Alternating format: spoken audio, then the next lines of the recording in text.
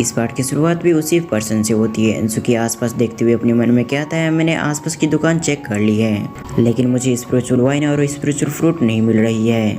तभी डेनियल वहाँ पर आने के साथ ही कहता है, आसपास के जितने भी स्पिरिचुअल वाइन और स्पिरिचुअल फ्रूट थी वो सभी बिक चुकी है और मेरे पास खुद भी काफी कम है, इसलिए अगर किसी को चाहिए तो मेरे पास आ सकता है। ये सुनने के साथ ही वो व्यक्ति तो काफी खुश हो गया था, लेकिन इससे पहले वो आगे बढ़ता है उससे पहले वहाँ पर ली होंगजी आ गया था। उसके आने के साथ ही उससे सवाल करता है, स्पिरिचुअल वाइन और स्पिरिचुअल फ्रूट कितने के हैं? ये दोनों मुझे चाहिए। ये सुनने के साथ ही डेनियल कहता है, ये 30 कॉइंस के हैं, अगर तुम्हें चाहिए तो तुम ले सकते हो, क्योंकि अब पूरे मार्केट में सिर्फ मेरे पास बचा हुआ है। ये सुनने के बाद ली होंगजी इसके लिए तैयार हो गया था, लेकिन तभी वो पर्सन भी वहाँ पर आ जाता है। उसके आने के साथ ही उससे कहता है, ये फ्रूट मुझे चाहिए, जिस पर लू होंगजी कहता है कि नहीं नहीं, इसे मैंने खरीद लिया है, इसलिए तुम ऐसे नहीं कर सकते। लेकिन लू होंगजी के वर्ड पूरे होते उससे पहले उस व्यक्ति ने 70 कॉइंस उसकी तरफ उछाल दिए थे। इसके साथ ही वो कहता है, इस बैग के अंदर पूरे 70 कॉइंस है, तुम गिन लेना। ये कहने के बाद वो स्पिरिचुअल फ्रूट और वो स्पिरिचुअल वाइन को लेकर वहाँ से चले जाता है। इधर लू होंगजी तो काफी खुश हो गया था। इसके साथ ही कहता है, हमने काफी अच्छा कमाया है। और फिर एक बार डेनियल से कहता है, जैसा मैंने तुमसे कहा था एक बार फिर से वैसे ही करो और पूरे मार्केट में जितने भी स्पिरिचुअल वाइन और स्पिरिचुअल फ्रूट है उन सभी को खरीद लो, ताकि अगर किसी व्यक्ति को स्पिरिचुअल वाइन और स्पिरिचुअल फ्रूट की जरूरत हो तो वो हमारे पास आए। ये सुनने के बाद डेनियल भी ऐसे ही करता है।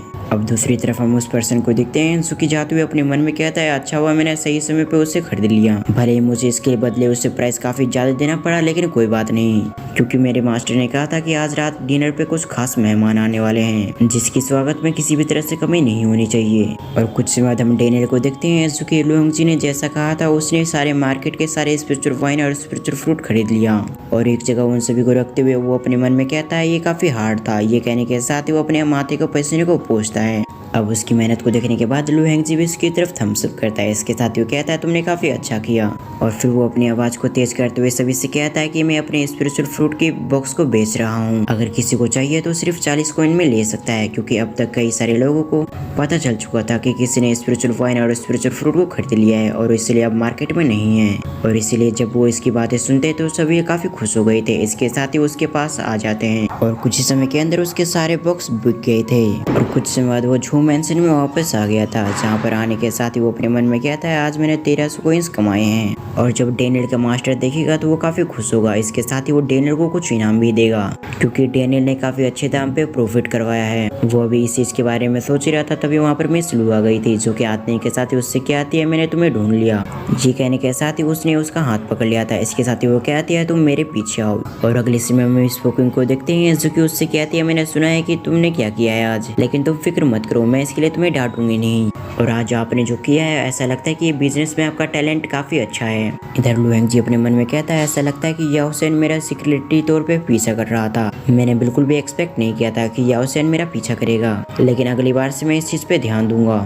तभी मिस फुकिंग कहती है, जैसा कि आपका दिमाग बिजनेस में बहुत ज्यादा अच्छा है, इसलिए मैं चाहती हूँ कि आप हमारे मैंशन से रिलेटेड कुछ काम को संभाले और ये काम और बिजनेस से रिलेटेड होंगे।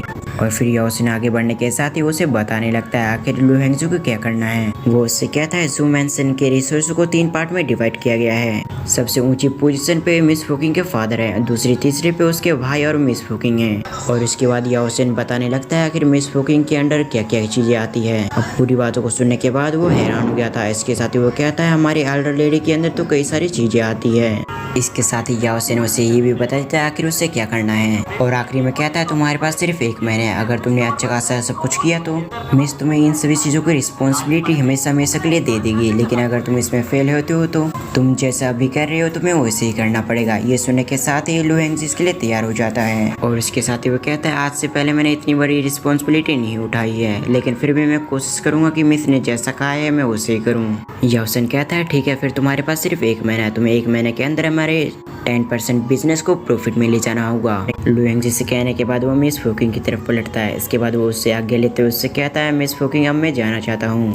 इस चीज के लिए मिस फुकिंग भी तैयार हो गई थी। वो कहती है, आप यहाँ से जा सकते हैं, लेकिन उसने लू होंगजी को यहीं पर रोक लिया था, जो बात याओ सेन को बिल्कुल भी अच्छी नहीं लगती, बट वो क्या ही कर सकता था, इसलिए वो चुपचाप वहाँ से चले जाता है। और उसके जाने के साथ ही हमारा ये पार्ट यहीं पर एंड होता है।